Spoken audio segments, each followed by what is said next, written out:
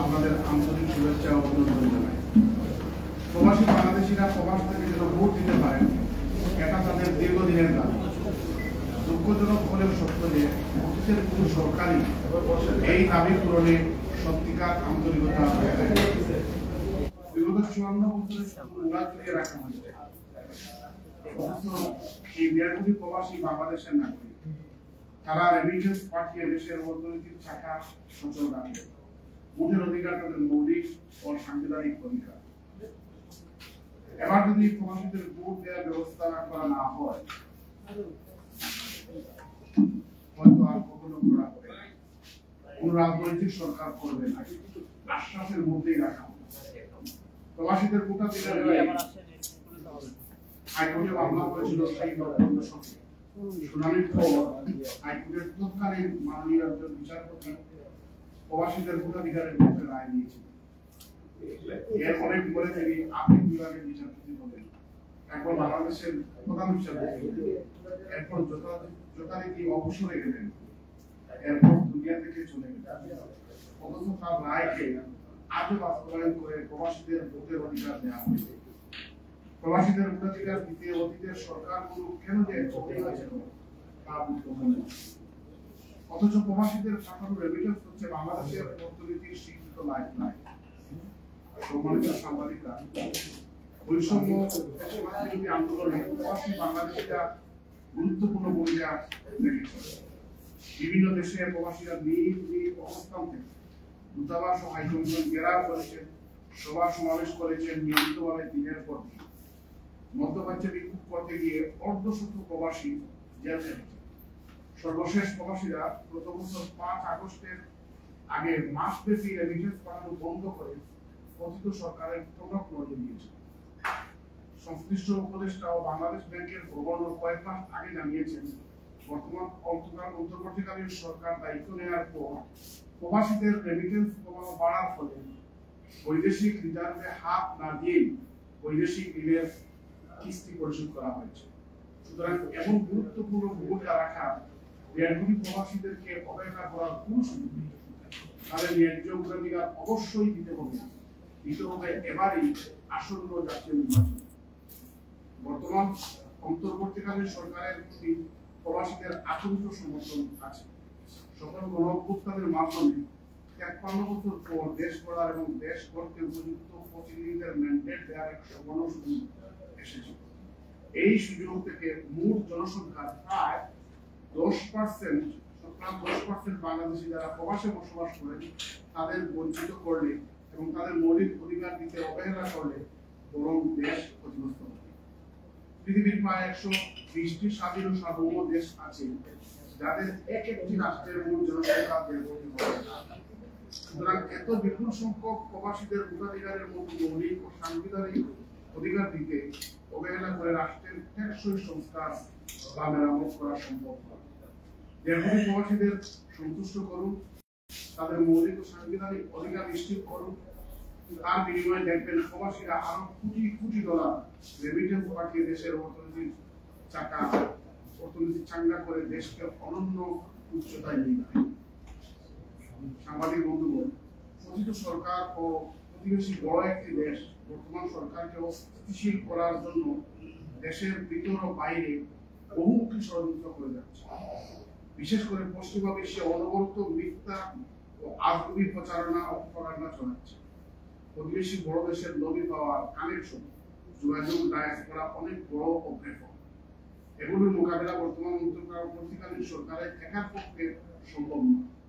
বাংলাদেশের একটি পজিটিভ দিক হচ্ছে তার 1.5 কোটি নাগরিক প্রবাসী। তাদের মৌলিক অধিকার দিয়ে দেশের নীতি নির্ধারক বাছাইয়ের কাজে সম্পৃক্ত করলে তারা দেশের বাইরে বাংলাদেশের জন্য এবং বাংলাদেশের ইমেজ বাড়াতে একজন আনঅফিশিয়াল অ্যাম্বাসেডরের ভূমিকা পালন করতে পারে। গত ডিসেম্বরে প্রবাস থেকে একটি বিশেষজ্ঞদের ডেলিগেশন সাক্ষাৎ করেছিল মাননীয় প্রধান উপদেষ্টা প্রফেসর ডক্টর ইউনুস এবং ডক্টর গরিলাল মজুমদারের নেতৃত্বাধীন পুরো নির্বাচন সংস্কার কমিশনের সাথে। আমিও ছিলাম ওই ডেলিগেশনের সদস্য। প্রবাসীদের ভোটাধিকার নিয়ে তাদের সাথে বিস্তারিত আলাপ আলোচনা হয়েছে। গত পরশু মাননীয় প্রধান নির্বাচন কমিশনার ও নির্বাচন কমিশনার এর সাথে বিস্তারিত আলাপ ও মত বিনিময় হলো। সবাই প্রবাসীদের ভোটাধিকার দিতে দৃঢ় হচ্ছে। এটা যদি হয় তাহলে আসন্ন নির্বাচনে প্রবাসীদের ভোটাধিকার নিশ্চিত করতে অসুবিধা হতে পারে। শুধু প্রয়োজন সত্যিকারের সদিচ্ছা ও সেই সদিচ্ছা পূরণের যথাযথ কমিটমেন্ট, প্রয়োজনীয় রিজোর্স ও যোগ্য লোক। দেশের ভিতর যোগ্য, স্মার্ট, প্রশিক্ষিত লোকবল না থাকলে বা না পেলে বাইরের সহায়তা নেওয়া যেতে পারে। পশ্চিমা বিশ্বে বসবাসকারী প্রবাসী বাংলাদেশিদের মধ্যে বহু বিশেষজ্ঞ আছেন যারা সরকার ও নির্বাচন কমিশনকে সহায়তা করতে পারে। সম্মানিত সাংবাদিক বৃন্দ, অন্যান্য দেশের প্রবাসীদের তাদের নিজ দেশের নির্বাচনগুলোতে ভোট দিতে পারলে আমরা সেটা নিশ্চিত করতে কাজ করতেছি। তুরস্কের বিগত প্রেসিডেন্ট নির্বাচনে তুরস্কের প্রবাসীদের ভোট ছিল বিজয়ের ক্ষেত্রে একটি decisive factor. Supreme election board অনুসারে বিদেশে বসবাসকারী 16 লাখেরও বেশি তুরস্কের নাগরিক নতুন প্রেসিডেন্ট এবং সংসদীয় প্রতিনিধিদের নির্বাচন করতে তাদের ভোট দিয়েছে। বিশ্বের বিভিন্ন প্রান্তে থাকা তুরস্কের নাগরিকরা ভোট দিতে পেরেছিলেন দেশটির প্রেসিডেন্ট ও পার্লামেন্ট নির্বাচনে। এলোকে ফিনল্যান্ড, সুইডেন সহ ইউরোপের বিভিন্ন দেশ এবং কাতার, লেবানন সহ মধ্যপ্রাচ্যের বিভিন্ন দেশে থাকা তুরস্কের নাগরিকদের ভোট নির্বিঘ্ন করতে স্থাপিত হয়েছিল প্রয়োজনীয় সংখ্যক পোলিং বুথ। ইউরোপের দেশ ফিনল্যান্ডে সব মিলিয়ে ৬,৭৯১ জন তুরস্কের নাগরিক ভোট প্রয়োগ করার অধিকার পান। তাদের জন্য ফিনল্যান্ডের বিভিন্ন অঞ্চলে ভোট খোলা হয়েছিল। ফিনল্যান্ড ছাড়াও পোলিং বুথ খোলা হয়েছিল সুইডেনেও। দেশটির রাজধানী নিকটবর্তী শহর আলবাসুতে স্থাপন করা একটি বুথে ধারণা করা হয়েছিল ৪২,৮০০ নাগরিক প্রবাসী নাগরিক ভোট দেবে। মধ্যপ্রাচ্যের দেশ কাতারে সব মিলিয়ে ভোট দেওয়ার উপযুক্ত তুরস্কের প্রবাসী নাগরিক ছিল ১০,৮৬৮ জন। তারাও দেশটিতে স্থাপন করেছিল পোলিং বুথে তাদের পছন্দের প্রার্থীকে ভোট দিয়েছিল। কাতারের রাজধানী দোহায় অবস্থিত তুর্কি দূতাবাসে স্থাপিত বুথে ভোট গ্রহণ করা হয়েছিল সকাল ৯টায় এবং শেষ হয়েছিল রাত ৯টায়। এছাড়া লেবাননে থাকা ৮,৩৬৫ জন প্রাপ্তবয়স্ক তুরস্কের প্রবাসীদের জন্য স্থাপিত হয়েছিল পোলিং বুথ। সেখানেও সকাল ৯টা থেকে রাত ৯টা অবধি চলেছিল ভোট। তুরস্ক তাদের প্রবাসীদের ভোটের জন্য এত সুন্দর ব্যবস্থা করতে পারলে বাংলাদেশ তার প্রবাসী নাগরিকদের জন্য পারবে না কেন? সম্মানিত সাংবাদিক ফরাসিরা তাদের প্রবাসীদের ব্যাপারে বরং আরো এক ধাপ এগিয়ে। ফ্রান্সে তাদের প্রবাসীদের শুধু ভোটাধিকারই দেওয়া হয়নি, বরং ফ্রান্সের পার্লামেন্টে 11 জন প্রতিনিধি এমপি নির্বাচিত হন কেবলমাত্র প্রবাসে বসবাসরত ফ্রান্সের নাগরিকদের। পুরো বিশ্বে ছড়িয়ে ছিটিয়ে থাকা ফরাসি নাগরিকদের জন্য মোট 11টি নির্বাচনী এলাকা কনস্টিটিউয়েন্সি হিসেবে যুক্তরাজ্য তাদের তৃতীয় নির্বাচনী এলাকা অন্তর্ভুক্ত। এখন প্রশ্ন হচ্ছে, ফ্রান্সের জন্য ফ্রান্সের প্রবাসী নাগরিকদের ভূমিকা কি বাংলাদেশের জন্য প্রবাসী বাংলাদেশিদের ভূমিকার চেয়েও বেশি? মোটেই না, বরং বাংলাদেশের জন্য বাংলাদেশের প্রবাসীদের ভূমিকা অনেক বেশি অবদান। প্রবাসীদের পাঠানো রেমিটেন্স বাংলাদেশের অর্থনৈতিক ব্লাড সার্কুলেশন বলে অভিহিত করা হয়। মহান মুক্তিযুদ্ধে এবং 2024-এর গণঅভ্যুত্থানে প্রবাসীদের ভূমিকা ছিল অপরিসীম। মুক্তিযুদ্ধে হানাদার বাহিনীর সাথে যুদ্ধ করার জন্য মুক্তিযোদ্ধাদের অস্ত্রশস্ত্র তুলে দিয়েছিল ব্রিটেনের বসবাসরত বাংলাদেশে।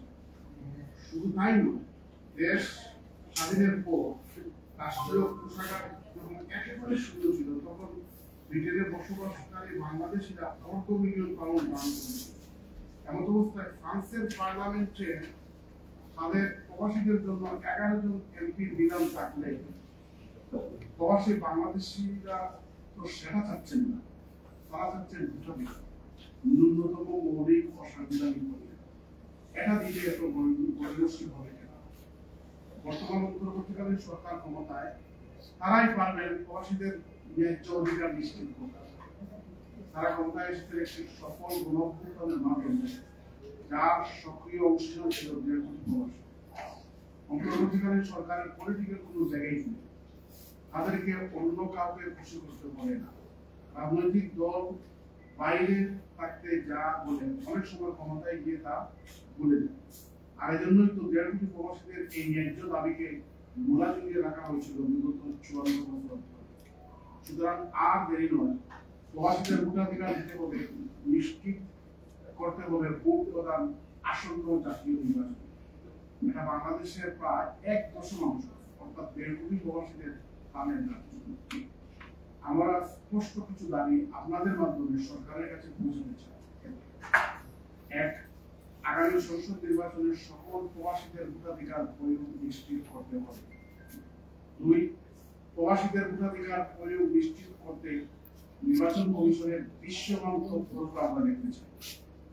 3, প্রবাসীদের ভোটার তালিকা প্রস্তুতির কাজ শীঘ্রই শুরু করতে দেখতে চাই। প্রবাসীদের ভোটার তালিকা প্রস্তুতির কাজ শীঘ্রই শুরু হয়েছে তা আমরা দেখতে চাই।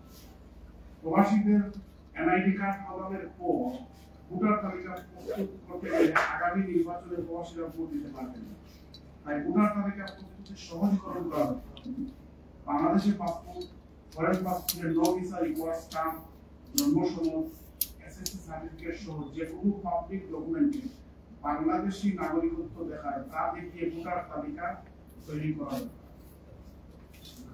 4, প্রবাসীদের ভোটার তালিকা প্রণয়ন ও ভোটাধিকার নিশ্চিতকরণে প্রবাসে বসবাসরত বাংলাদেশিরা হচ্ছেন আসল স্টেক হোল্ডার। তাই তাদের পরামর্শ প্রবাসী বিশেষজ্ঞদের মতামত নেওয়ার জন্য 5, ব্রিটেনে বাংলাদেশ হাই কমিশনারকে রিটার্নিং বা প্রিজাইডিং অফিসার নিযুক্ত করে প্রয়োজনীয় বুথ সরবরাহ করে ফিজিক্যাল বুথের ব্যবস্থা নিশ্চিত করার দাবি জানাচ্ছি। দীর্ঘ সময় ধৈর্যের সাথে আমাদের কথা শোনার জন্য আমাদেরকে আবার ধন্যবাদ। আল্লাহ হাফেজ।